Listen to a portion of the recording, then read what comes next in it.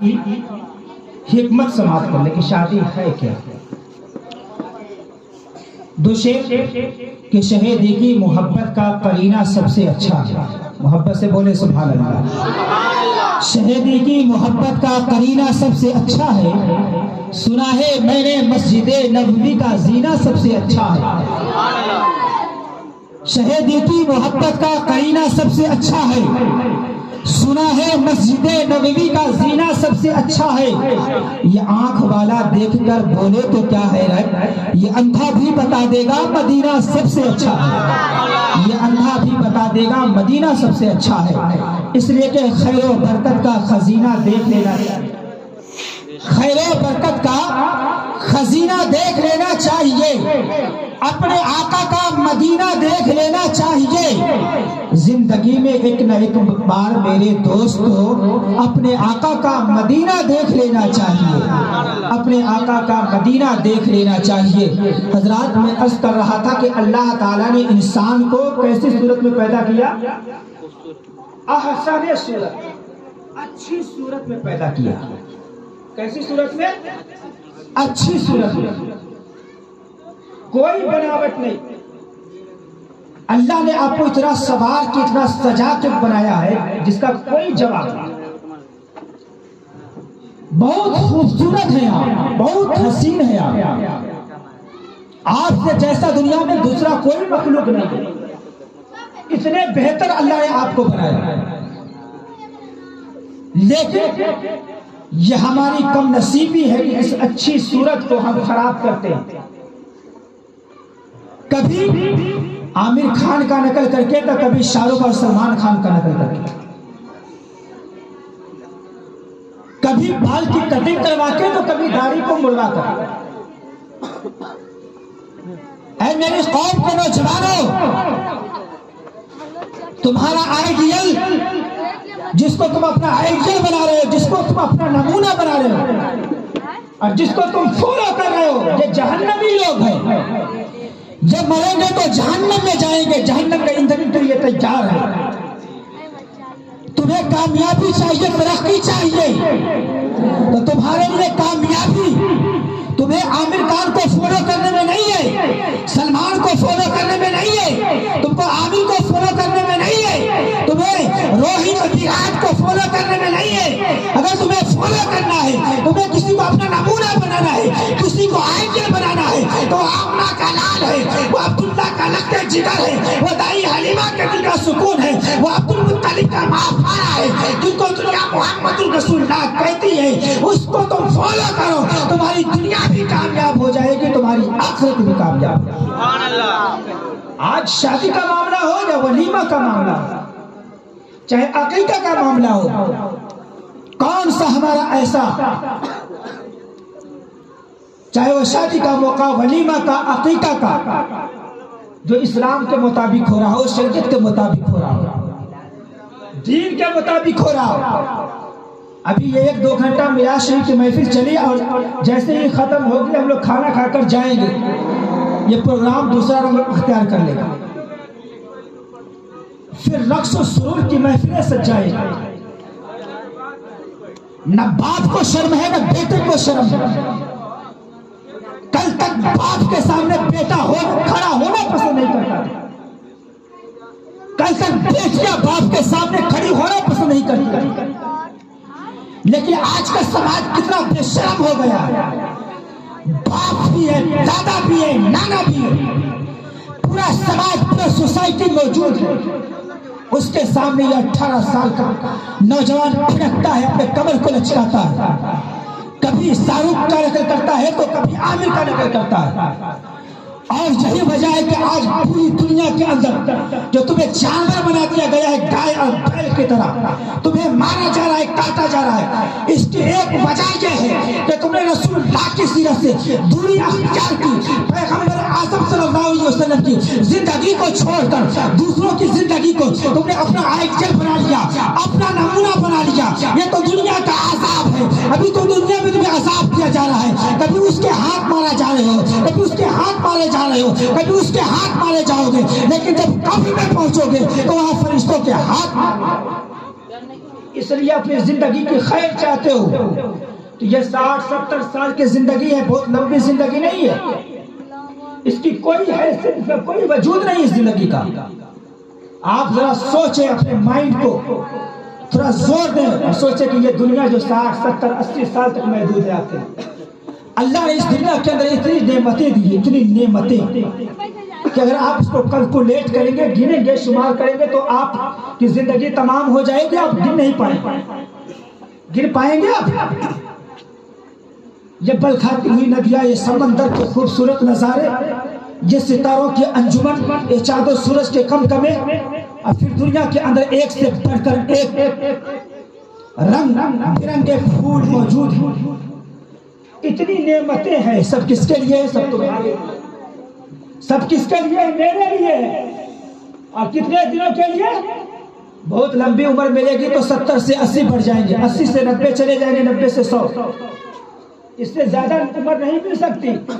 لیکن ذرا سوچو، جس دنیا کے اندر، جس یونیورس کے اندر تمہیں 100 سال تک بہت جی سکتے ہو، یہاں اتنی اللہ کی نعمتیں ہیں، اتنی اللہ کی نعمتیں ہیں جس کو تم شمار نہیں کر سکتے۔ تم نے بلکھاتی ہوئی ندیاں کو دیکھا، سمندر کی سیلانی کو دیکھا، تم نے ہرے لال پیلے پھولوں کو دیکھا، تم نے سوچا یہی سب کچھ ہے۔ میرے پیاروں، یہ سب کچھ نہیں ہے۔ اس سے پہلے جہاں تم تھے ماں کے پیٹ میں، تم ماں کے پیٹ میں بھی سب کچھ اسی ماں کے پیٹ کو سمجھا تھا، اور یہ سمجھتے تھے کہ جو کچھ ہے یہی ہے، ماں کا پیٹ ہی ہے، اس سے اچھی دنیا نہیں ہوگی۔ لیکن اللہ نے تمہیں دنیا میں بھیجا، جب دنیا میں آئے تو باپ کا پیار دیکھا، ماں کی ممتا کو دیکھا، بہن کا پیار دیکھا، بھائی کا پیار دیکھا، دادا کی محبت دیکھی، نانا کی محبت دیکھی، اور اس محبت میں گم ہو کر تم نے ماں کے پیٹ کو بھلا دیا۔ جس طریقے سے یعقوب کے نوجوانوں، جس طریقے سے تم ماں کے پیٹ سے باہر آنا نہیں چاہتے تھے، لیکن آئے، اور دنیا میں آنے کے بعد آپ نے چاہتے کہ ہم قبر میں نہیں جائیں گے۔ لیکن تمہیں میں ایک ذہن دینا چاہتا ہوں، ایک تمہارے ذہن کو قریب کرنا چاہتا ہوں۔ یہ 60 70 80 سال کی زندگی اللہ نے اس کے اندر اتنی نعمتیں رکھی، اتنی نعمتیں رکھی کہ جس کو تم کیلکولیٹ کرو، تم گنو تو گن نہیں سکتے ہو، کیلکولیٹ کر نہیں سکتے ہو کہ وہ کب، جہاں 100 سال نہیں، 200 سال نہیں، 500 سال نہیں، 1000 سال نہیں، نہ جانے وہاں لاکھوں سال کروڑوں سال رہنا پڑے گا۔ تو بتاؤ، جہاں 100 سال کی زندگی میں اللہ نے اتنی نعمتیں رکھی ہے، تمہاں لاکھوں سال کی زندگی میں اللہ نے کتنی نعمتیں رکھی ہوگی، کتنی نعمتیں ہوں گی وہاں۔ یہ سوچتے ہو کہ یہی سب کچھ ہے، یہ کچھ نہیں ہے۔ اس زندگی کے سامنے اس کی کوئی حیثیت نہیں ہے، اور اس کو دیکھ کر ہمارا نوجوان بھی اپنی زندگی کو تباہ کر رہا ہے، ہماری نوجوان بچیاں بھی اپنی زندگی کو تباہ کر رہی ہیں۔ خبردار، محفل میلاد کے بعد یہاں رقص و سرور کی محفلیں نہ ہو، ناچ گانے کا پروگرام نہ ہو۔ حدیث شریف میں آیا ہے کہ جہاں پہ میلاد مصطفیٰ ہوتا ہے، نبی کا میلاد ہوتا ہے، میلاد شریف کے اختتام کے بعد، ختم ہونے کے بعد وہاں 40 دن تک فرشتوں کا طواف ہوتا ہے۔ سبحان اللہ، کتنے دنوں تک؟ 40 دنوں تک یہاں فرشتے طواف کرتے اس جگہ کو۔ اب کیوں نہ کریں؟ اس لیے کہ اللہ کے رسول کی حدیث ہے کہ جہاں میرا ذکر ہوتا ہے وہ جنت کی تیاری ہوتی ہے۔ سبحان اللہ۔ تو گویا کہ ہم ہندوستان کے سنگرام پور کے گاؤں میں بیٹھے ہیں، لیکن حدیث مصطفیٰ کی روشنی میں اس وقت ہم جنت کی تیاری میں بیٹھے ہیں۔ اس لیے یہاں فرشتوں کا طواف ہوگا، تو اس لیے یہاں ناچ نہ کریں، یہاں گانا نہ بجائیں۔ اگر شادی کے موقع سے آپ نے اللہ کو ناراض کیا، رسول اللہ کو ناراض کیا، فرشتوں کو ناراض کیا، اللہ کا آپ نے دل دکھایا، رسول اللہ کا دل دکھایا، تو کیا آپ یہ سوچ سکتے کہ آپ کا دل نہیں دکھایا جائے گا؟ آپ کی بیٹی کا دل نہیں دکھے گا؟ چند دن کی خوشی یہ غم میں تبدیل ہو سکتی ہے۔ اس لیے خبردار، کبھی بھی ایسا کام مت کرو جس سے اللہ ناراض ہو جائے، اللہ کا رسول ناراض ہو جائے، زندگی بھی خراب ہوگی اور آخرت بھی خراب ہوگی۔ درود شریف پڑھے، اللہم صلی علی سیدنا شفیعنا مولانا محمد بارک وسلم۔ یہ شادی کہاں ہوئی؟ جنت میں۔ کہاں ہوئی؟ سب سے پہلی شادی کس کی؟ آدم اور حضرت آدم کی اور حضرت حوا کی شادی میں کتنا جہیز تھا؟ جہیز کا ڈیمانڈ ہوتا ہے نا، مجھے ایک بائک چاہیے، ایک 4 ویلر چاہیے، مجھے 1 لاکھ روپیہ چاہیے، مجھے 2 لاکھ چاہیے، مجھے فریج بھی چاہیے، ٹیلی ویژن بھی چاہیے، ہمیں کولر بھی چاہیے، ہمیں واشنگ مشین بھی چاہیے۔ آج ہندوستان کا یہ جو سروے ہوتا ہے، سروے کے مطابق اس وقت 2015 سے لے کر یعنی 14 مودی کی حکومت آئی تھی نا، 14 سے لے کر 2022 تک 8 لاکھ مسلم لڑکیاں غیر مسلموں کے ساتھ شادی کر چکی ہیں۔ 8 لاکھ، 1-200 1-2000 نہیں، 8 لاکھ بچیوں نے ہمارے مذہب ہمارے دین کو چھوڑ کر دوسروں کا دین اختیار کر لیا ہے۔ اس کے ذمہ دار کون ہے؟ اس کا ذمہ دار ہمارا سماج ہے، ہماری سوسائٹی ہے، ہمارا ماحول ہے، ہمارا کلچر ہے، جس نے جہیز کو اتنا آگے بڑھا دیا۔ اب جس بچی کے باپ کے پاس پیسہ نہ ہو، وہ اپنی بچی کو جہیز کہاں سے دے گا؟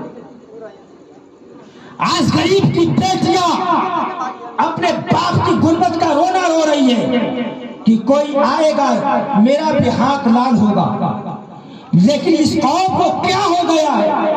اس قوم کے نوجوانوں کو تو غریبوں کے دروازے پہ جا کر ان کی بیٹیوں کا ہاتھ تھامنا چاہیے، لیکن یہ نوجوان جس کے دل میں، جس کے ہاتھ میں اسلام کی امانت رکھی گئی ہے، یہ اس دروازے کو نہیں دیکھتا ہے جہاں سے کچھ نہیں ملنے والا ہے، یہ دروازہ اس دروازے کو چھاپتا ہے جہاں جن مانگے ایک بائک دیا جائے گا یا 4 ویلر دیا جائے گا۔ اے دنیا کے بھکاری کو، تم دنیا کے بھکاری مت بنو۔ اگر تم نے اپنی بھکاری پن کی وجہ سے ایک غریب باپ کے دل کو دکھایا، ایک غریب ماں کے دل کو دکھایا، تو خدا کی قسم نہ دنیا میں سکون سے رہ پاؤ گے، نہ قبر میں سکون سے رہ پاؤ گے۔ اس لیے خبردار اس کو چینج کرو۔ 8 لاکھ بچیوں نے غیروں کے ساتھ شادی کر لیا۔ سروے یہ بتاتی کہ ان لڑکیوں نے کیوں کیا ہے؟ اس میں اکثر لڑکیاں ایسی ہیں جن کے باپ جہیز دینے کے لائق نہیں تھے۔ ان بچیوں نے دیکھا اگر میں گھر پہ بیٹھی رہوں گی تو میرا باپ موت سے پہلے مر جائے گا، میری ماں موت سے پہلے مر جائے گی، تو اس نے اپنے باپ کی زندگی کو بچانے کے لیے غیروں کا ہاتھ تھامنا گوارا کیا، لیکن اپنے باپ کے دہلیز پہ بیٹھنا گوارا نہیں کیا۔ یہ قدم اٹھانے پہ کس نے مجبور کیا ہے؟ کس نے مجبور کیا؟ ہم نے مجبور کیا۔ اگر ہم نے جہیز کا یہ لعنت نہیں ڈالا ہوتا تو آج کسی غریب کی بیٹیاں غیروں کے ساتھ نہیں تھامتی، غیروں کے ساتھ نہیں بھاگتی۔ اور سنو، یہ سوچ رہے کہ فلاں کی بیٹی بھاگی ہے، وہ فلاں کی بیٹی نہیں ہے، بلکہ جس سماج کی بیٹی ہوتی ہے وہ پورے سماج کی بیٹی ہوتی ہے، وہ جس دھرم کی بیٹی ہے وہ پورے دھرم کی بیٹی ہے۔ اس لیے ایک بیٹی اسلام کی جاتی ہے تو پورے اسلام کا سر شرم سے نیچے ہوا کرتا ہے۔ دوڑ تو اس لعنت کو، اس سے باہر نکلو۔ بھکاری مت بنو۔ تمہیں بھکاری بننا ہے تو خدا کے در کے بھکاری بنو نا، رسول اللہ کی چوکھٹ کے بھکاری بنو۔ اور جب اللہ کے در کے بھکاری بنو گے، رسول اللہ کے در کے بھکاری بنو گے، تمہارا دامن کم پڑ جائے گا، رکھنے کا جگہ نہیں ہوگا۔ ارے ہم مولوی لوگ 7-8 ہزار روپے کمانے والے، سب سے اچھی زندگی ہم لوگ کی ہوتی، آپ سے اچھا کھا رہے ہیں، آپ سے اچھا پہن رہے ہیں، ہم لوگ جہیز نہیں لیتے۔ اکا دکا مولوی کی بات چھوڑ دیں، اکثریت کی بات کرتا ہوں۔ کیا ہم لوگ مر گئے، فقہ کشی کے شکار ہو گئے؟ نہیں، رزق کا مالک تیرا اللہ ہے۔ قرآن فرماتا ہے وَمَا مِن دَابَّةٍ إِلَّا عَلَى اللَّهِ رِزْقُهَا۔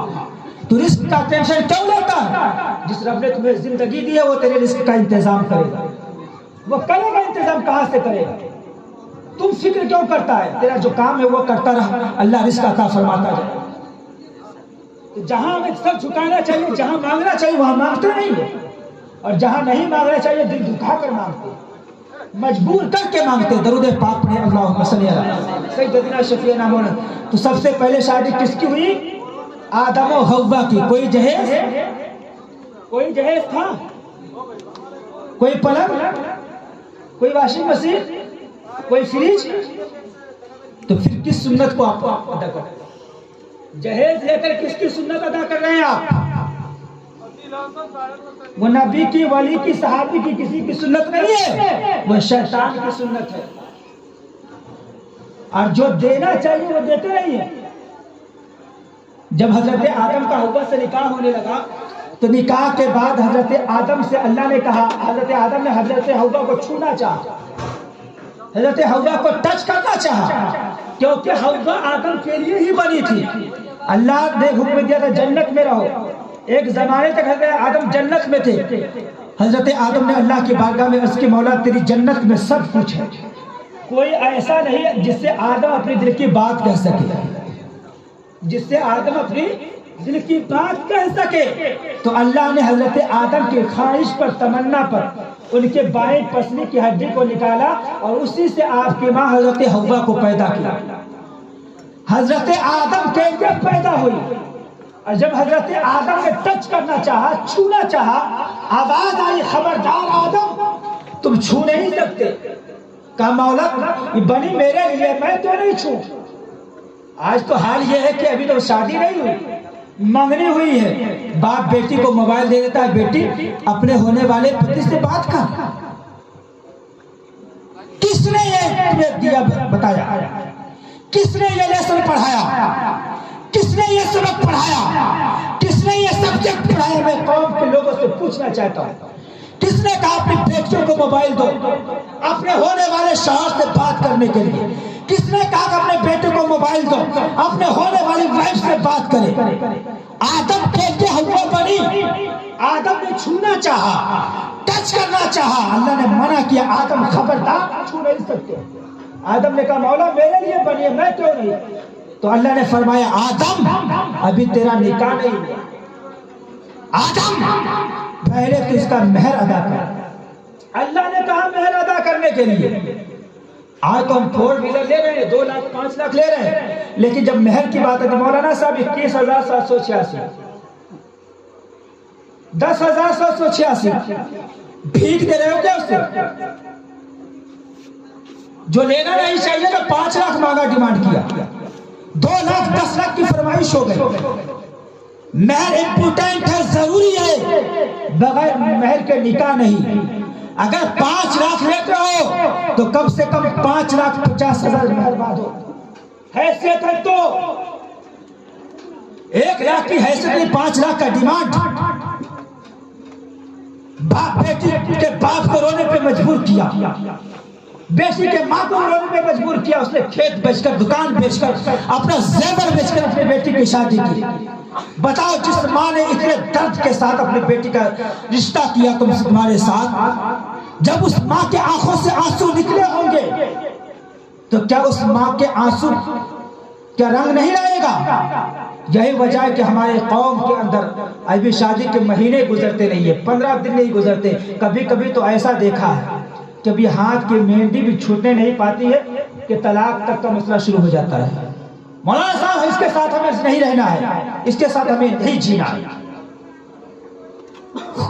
اس لیے تم نے اللہ کو ناراض کیا تھا، ایک ماں کے دل کو دکھا کر، ایک باپ کے دل کو دکھا کر تم نے اللہ کو ناراض کیا تھا۔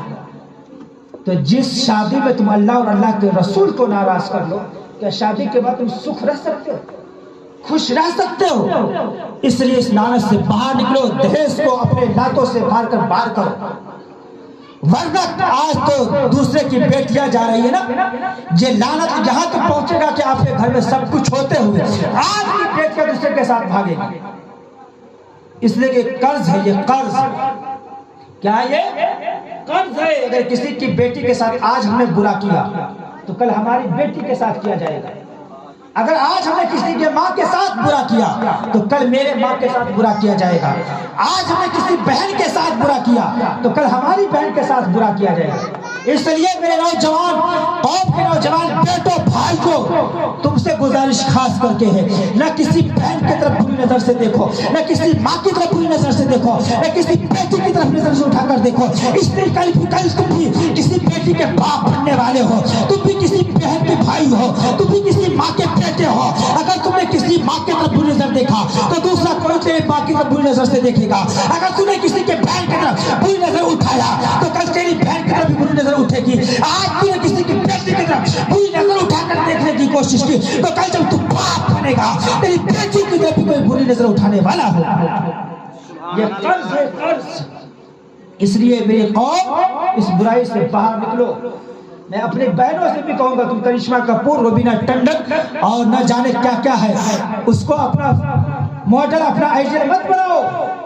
تمہیں اپنا آئیڈیل بنانا ہے تو نبی کی بیٹی فاطمہ کو بناؤ، نبی کی بیٹی بھی عائشہ کو بناؤ۔ اگر تم نے ان کو بنایا تو پھر تمہاری دنیا بھی کامیاب ہے، آخرت بھی کامیاب ہے۔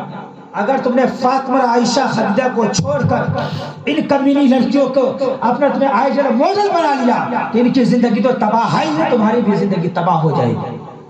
تم اس کو کامیابی مت سمجھو کہ اس کے پاس کروڑوں کا بنگلہ ہے، کروڑوں کا پراپرٹی ہے، یہ کامیابی نہیں ہے۔